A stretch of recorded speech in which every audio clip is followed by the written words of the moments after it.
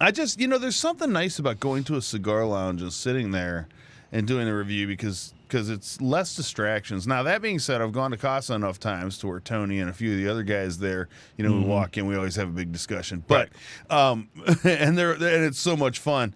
But it's nice to just get away and go, this is all I have to do right now is think about this cigar. And that's a nice way to review it, I think. So yeah, I went by there earlier today and I picked up the new, the shiny, I can't believe I have this in my hand, EP Carrillo Allegiance. Oh, here we go. Have you heard of this yet? I have. Yeah, so I haven't smoked one, though. I picked up the wingman size. Now, I have one in my humidor that I picked up last week, and I meant to smoke it. And it's the smallest size that they make in this, right? Which is still not very small. But I picked up the wingman this time. This is a 6 7/8 by 54. They call it, I think, a double Corona, but if you ask me, or something like that. But if you ask me, that's almost you're getting close to a Churchill at that point. I think a Churchill is 7 inches, right? Right. But anyway, it's a pretty big cigar, and I thought, you know what? I've got a little time because I got there with a couple hours to spare. And I figure if I can't smoke a cigar in a couple hours, then apparently I'm smoking a JFR lunatic. Yes, that's right. Right. Yeah, good to But know. anyway, so I picked it up. This is actually made and is kind of a collaboration with Oliva. And so I don't know how you feel about Oliva cigars, but I freaking love them. Yeah, I'm so good. My position on Oliva cigars is yes. Yeah, so here's the thing. I'm a fan of both of these companies big time. Oliva and EPC make great cigars. So this was a no-brainer for me. You know? Ecuadorian Sumatra seed wrapper, binders Nicaragua, and fillers Nicaragua.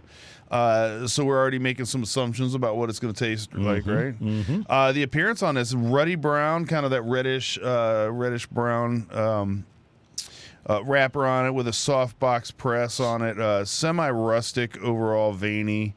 It has the EPC band and in green and gold, and then it has an Allegiance band right underneath it. And a green, like, silk-looking footer on it. It's a real pretty cigar. Yeah. You'll see it in the picture right here.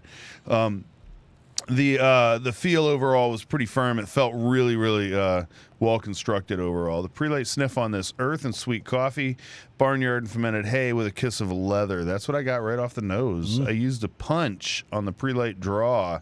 I got a very light draw to it.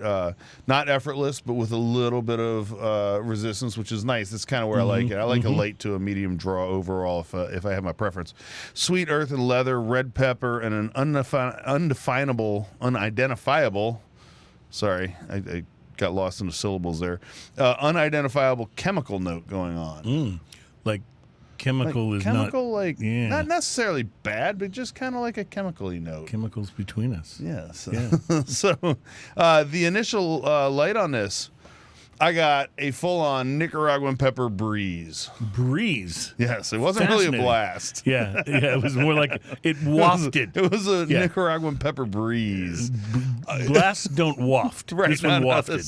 You know how long it took me to come up with what it was when it wasn't a blast? I like it. It's a breeze. Yeah. So I got this Nicaraguan pepper breeze.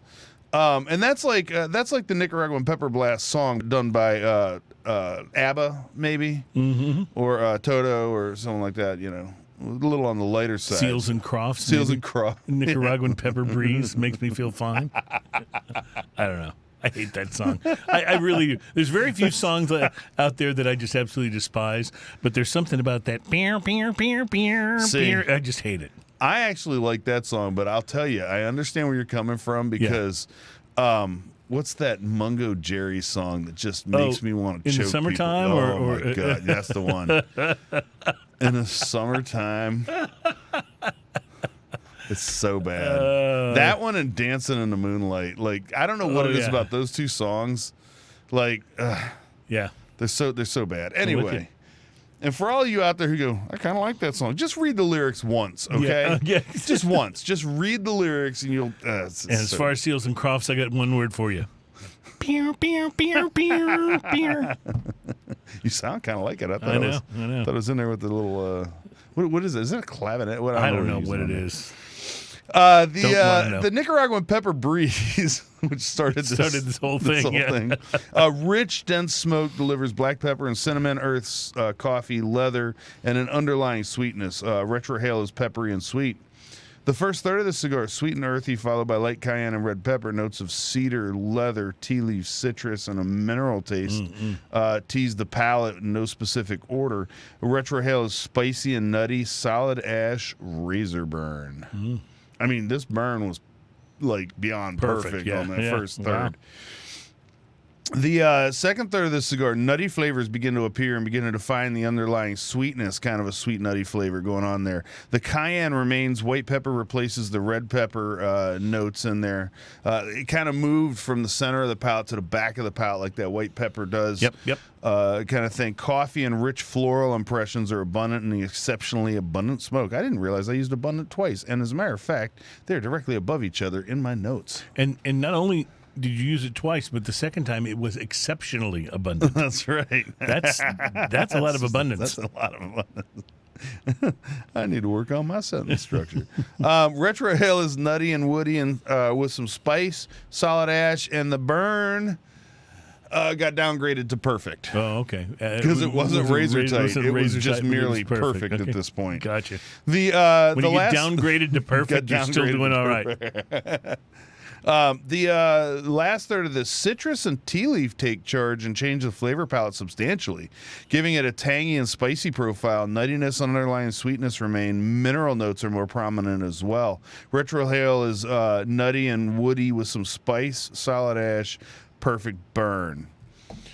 This cigar, the smaller version, this is $12. This one was $13, and then there's a Churchill version of this that's $14. This was $13, and That's a bit. smoked that thing for about an hour and 20 to almost an hour and 30 minutes. This is good. I love the ride the whole entire time. I give it a 5.5. Oh, nice. Very It nice. gives a 5.5 because I love the flavor shift that happens. At $13, so that's... At $13, so it's punching pretty hard on that, man. EPC does it again. They did it with Oliva this time, and I love both of those companies. It's a great cigar. Highly recommend it. Great stuff.